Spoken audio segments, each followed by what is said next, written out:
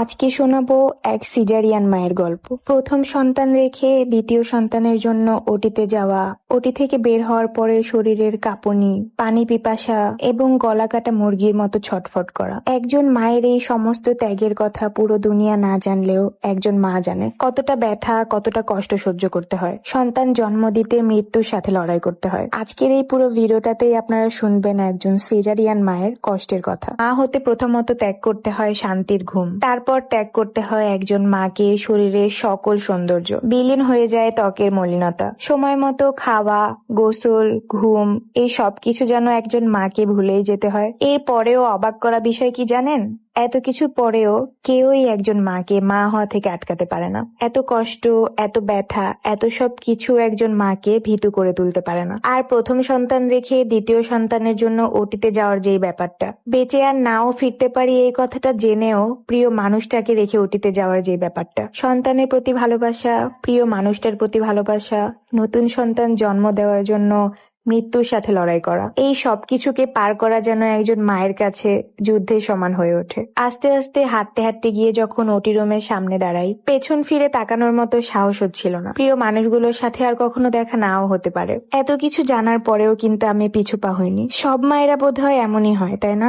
এবার আসি ওটি রুমে প্রবেশ করার পরে অ্যানেস্থেসিয়া দেওয়ার যে ব্যাপারটা। কোমরের মেরুদণ্ডের হাড়টা ঠিক মাঝখানটায়। কি সিজারিয়ান আপুরা, ভুলে গেছেন কি সেই ইনজেকশনটার কথা? অবশ্য ভুলে গেলেও সমস্যা নেই, কারণ সারা জীবন কোমরের ব্যথা আপনাকে মনে করিয়ে দিবে এই ইনজেকশনের কথা। কি ঠিক বলি নাই আপুরা? ভাবছেন কিভাবে আমি এই কথাগুলো এত সহজভাবে বলছি? আসলে আমি তাদেরকে মনে করিয়ে দিচ্ছি যারা সিজারিয়ান মায়েদেরকে কোনো সম্মান করে না। তারা শুধু ভাবে যারা নর্মাল ডেলিভারি করে তারাই শুধু মা, আর তারাই শুধু কষ্ট করে। এইবার আসি ওটি থেকে বের করার পরের ছোট্ট একটা গল্পে। অপারেশন থিয়েটার থেকে বের করার পরে যখন বেডে দেয়, তার কিছুক্ষণের মধ্যে শরীরে প্রচন্ড একটা কাঁপুনি ওঠে। তখন মনে হয় পৃথিবীর সমস্ত শীত যেন আমার উপরে পড়েছে। 10-20টা কম্বল গায়ে দিলেও হয়তোবা সেই শীত যাওয়ার মতো শীত না। আর তার সাথে তো আছে তীব্র পানি পিপাসা। কিন্তু আপনাকে তো সেই মুহূর্তে পানি দেওয়াই হবে না। যদি মরে যেতেও লাগেন তারপরেও পানি দেওয়া হবে না। ঝাঁকুনি, কাঁপুনি আর তীব্র পানি পিপাসা এইবার তো গেল। এখন আসি প্রথমবার নিজের পায়ে দাঁড়ানো, মানে সিজারে বাবু হওয়ার পরে প্রথমবার যখন ডক্টর দাঁড়াতে বলে, আমি আসলে তখনকার কথা বলছি। ডক্টর রুমে আসার পরে যখন বলল আপনাকে এখন দাঁড়াতে হবে, আর যখন আমি নিজের পায়ে দাঁড়ানোর চেষ্টা করছিলাম তখন মনে হচ্ছিল পুরো দুনিয়াটা অন্ধকার। উঠে দাঁড়ানোর সাথে সাথে নিঃশ্বাস বন্ধ হয়ে যাওয়ার যে ব্যাপারটা, আর তীব্র ব্যথা তো আছেই। তো কি হয়েছে?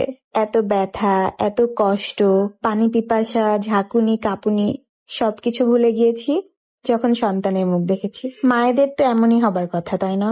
মা হওয়ার এই পুরো জার্নিতে কাছের মানুষ বলেন বা দূরের মানুষ বলেন, সবাই যদি কাছ থেকে আপনার এই ব্যথা, কষ্টগুলো অনুভব করতো, তাহলে আর আমার মনে হয় না যে পৃথিবীর কেউ একজন সিজারিয়ান মাকে ছোট করে কথা বলতো। আরে ওর বাচ্চা তো হয়েছে সিজারে, ও বুঝবে কিভাবে মায়ের কষ্টটা? নর্মালে হইলে বুঝতো যে মা হওয়া কতটা কষ্ট। এই সমস্ত কথা শুনতে হয় আমাদের মতো সিজারিয়ান মায়েদের। তাই আজকের আমার এই ভিডিওটা শুধুমাত্র সিজারিয়ান আপুদের জন্য।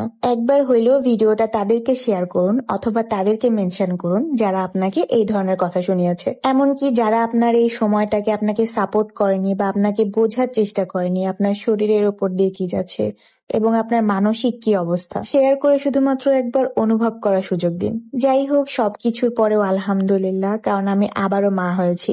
এত কষ্ট, এত ব্যথা সবকিছু ভুলে যাই যখন আমি আমার বাচ্চাদের মুখ দেখি। যারা আমাকে ভালোবাসেন বা আমার ভিডিও দেখতে পছন্দ করেন তারা সবাই আমাদের জন্য দোয়া করবেন, যেন সারা জীবন আমরা এভাবে আমাদের সন্তানদের সাথে ভালো থাকতে পারি এবং আমাদের সন্তানদের মানুষের মতো মানুষ করে তুলতে পারি। আজকের এই গল্পটা এই পর্যন্ত শেষ করছি। দেখা হয়ে যাবে সবার সাথে নেক্সট কোনো ভিডিওতে। ততক্ষণ পর্যন্ত সবাই ভালো থাকবেন, সুস্থ থাকবেন, নিজেদের খেয়াল রাখবেন। আল্লাহ হাফেজ and thank you so much for watching.